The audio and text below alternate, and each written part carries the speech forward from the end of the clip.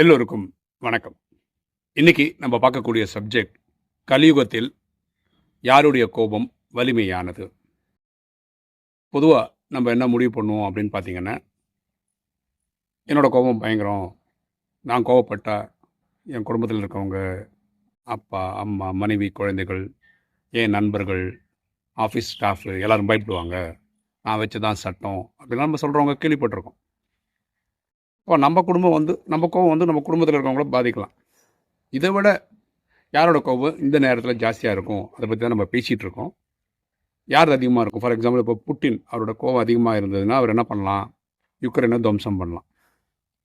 ஓகேவா? இஸ்ரேல் அவருடைய கோபம், அந்த அதிபரோட கோபம் அதிகமாக இருந்ததுன்னா அவர் பாலஸ்தீன் துவம்சம் பண்ணலாம். அமெரிக்க ஜனாதிபதிக்கு கோபம் வந்ததுன்னா அவருக்குடைய எகென்ஸ்டாக எந்தெந்த நாடுகள் சண்டை போடுறாங்களோ அந்த நாடை ஒரு வச்சு செய்யலாம். ஸோ நம்ம என்ன நினைக்கிறோம், ஒரு கண்ட்ரியோட ஜனாதிபதியோட கோபம் தான் இந்த நேரத்தில் ரொம்ப மோசமாக இருக்கும், இல்லை ரொம்ப உக்ரமாக இருக்கும், அதோட அழிவு ஜாஸ்தியாக இருக்கும் அப்படின்னு நம்ம நம்புகிறோம். இல்லை சில தீவிரவாத இயக்கங்கள் அவங்க பண்ணுற அட்டூழியங்கள் ஜாஸ்தியாக இருக்கும்போது அவங்களுடைய கோபம் அதிகமாக இருக்கும் அப்படின்னு நினைக்கிறோம். அப்போ யாரோட கோபம் இந்த கலிகாலத்தில் அதிகமாக இருக்கும் அப்படின்னு யோசிச்சு பார்த்தா, பரமாத்மா ராஜயோகத்தில் சொல்கிறாரு, மனிதர்களோட கோபத்தை விட இந்த பஞ்ச தத்துவங்களோட கோபம் தான் ஜாஸ்தியாக இருக்கும் கலியுகத்தில் அப்படின்றார். ஓகேவா? நம்ம நிலம், நீர், நெருப்பு, காற்று, ஆகாமெல்லாம் சொல்கிறோம் பார்த்தீங்களா? பார்த்தீங்கன்னா இப்போ பார்த்தீங்கன்னா கொஞ்ச நாளுக்கு முன்னாடி சென்னையில் பயங்கர மழை, வெள்ளம் எல்லாம் வந்தது பார்த்துருப்பீங்க. ஓகேவா? அப்படி வெள்ளத்தினால ஊரை காலி பண்ணலாம். ஃபார் எக்ஸாம்பிள் சுனாமி எல்லாம் வந்துன்னு வச்சுக்கோங்களேன், அதோட பாதிப்பு பயங்கரமாக இருக்கும். இப்போ சென்னையை சுனாமியை பார்த்துருக்கு. ராஜயோகத்தில் நம்மளே சொல்கிறோம், சென்னை மேப்பில் இருக்காது, மும்பை மேப்பில் இருக்காது, இல்லை பாகிஸ்தானில் சில இடங்கள் மேப்பில் இருக்காது, ரொம்ப சாதாரணமாக சொல்கிறோம். அப்படின்னு என்ன, மனிதன சக்தியை மீறின சக்தி இயற்கைக்கு இருக்கு. ஓகேவா? இது இப்படி வெயில் ஜாஸ்தியாக இருந்து பாலைவனம் மாதிரி ஆகி அங்கே சோறு கிடைக்காம, இல்லை தாவரங்கள் விளைய வைக்க முடியாத அளவுக்கு பிரச்சனை ஆயிடுச்சுன்னா அப்பவும் ப்ராப்ளம். அது வெயில்னால் வர்றது, பூகம்பம் ஏற்படுறதுனால, எரிமலை வெடிக்கிறதுனால, இப்படி பஞ்ச தத்துவங்கள் வச்சு செய்யும் போது அதோடைய கோபம்தான் இருக்கிறதுலே ரொம்ப மோசமாக இருக்கும் அப்படின்னு பரமாத்மா ராஜயோகத்தில் சொல்கிறார்.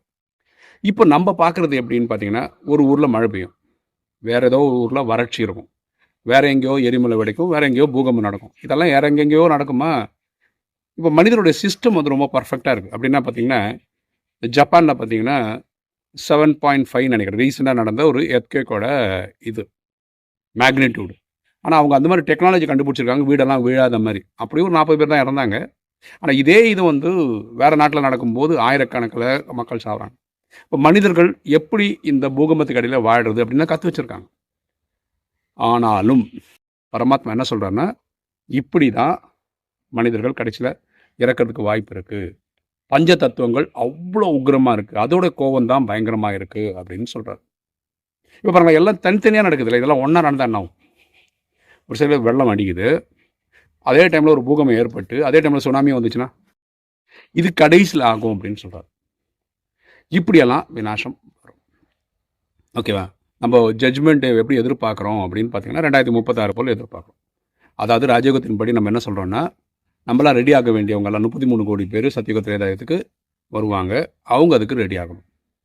அப்போது எல்லாருக்கும் முயற்சி பண்ணுறாங்க, 16 கலை அடையிறதுக்காக முயற்சி செய்கிறவங்க பண்ணிகிட்ருக்காங்க. இந்த சிஸ்டமில் யோகா பண்ணி அவங்களுடைய 63 ஜென்ம பாவ கணக்கை இருக்கிறாங்க. ஓகேவா? ஸோ இந்த பஞ்ச தத்துவங்கள் வச்சு செய்யும் போது நம்மளும் அதில் ஒரு விக்டிம் ஆகிடும். ஸோ பரமாத்மா சொல்கிறாரு, நீங்கள் பஞ்ச தத்துவமோட விக்டிமில் நீங்கள் ஒரு விக்டிமாக ஆகக்கூடாது அப்படின்னு நீங்கள் நினச்சிங்கன்னா, தினசரி அமிர்த வேலை டைமில் நீங்கள் இந்த பஞ்ச தத்துவத்துக்கு சாந்தம் அடைகிறதுக்காக பரமாத்மா கிட்டேருந்து சக்தி வாங்கி தரணும் அப்படின்னு பரமாத்மா சொல்கிறார். ஓகேவா? இது நீங்கள் தினசரி பண்ணணும். இது அப்படி கிடையாது. அதாவது திடீர்னு பயங்கர மழை வெள்ளம்லாம் வருதுன்னு அப்போ பார்த்து கடவுளை காப்பாற்று அப்படின்றது இதெல்லாம் அப்போ ஒர்க் அவுட் ஆகாது. பாருங்களேன், நீங்கள் வேண்டுறீங்க, வேண்டலை, கடைசி விநாச டைமில் நம்ம போக வேண்டிய டைமில் போய் தான் ஆகணும். ஆனால் வெள்ளம் அடித்து போயிடுச்சு, சுனாமியில் போயிட்டாரு, அப்படி நம்ம கதை வரக்கூடாது. நம்ம நினச்சோம், யோகா பண்ணோம். எப்படி பீஷ்மர் பார்த்தீங்கன்னா, உங்களுக்கு மகாபாரத கதையில் தெரியும், பீஷ்மரை அம்பு படுக்க வச்சுருவாங்க. அப்போவும் பீஷ்மர் சாவறதில்லை.